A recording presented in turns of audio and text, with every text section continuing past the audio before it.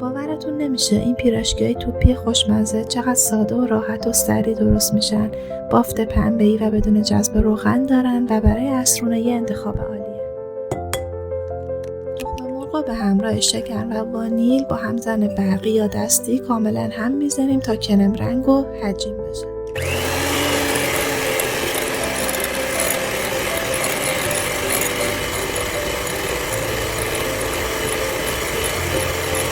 به این صورت که شد ماست رو اضافه میکنید و فقط در حدی هم میزنید که مواد با هم ترکیب بشه.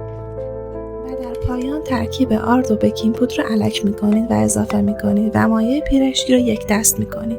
اگر شل بود کمی آرد و اگر سفت بود کمی ماست اضافه میکنید.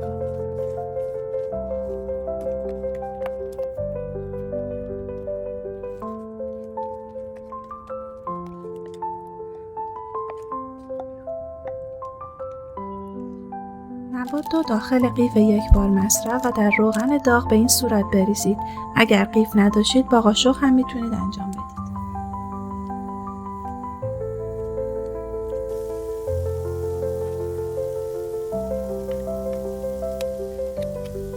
پف میکنند و توپی شکل میشن و در آخر میتونید با شکلات آب شده تزیین کنید و نوش جان کنید.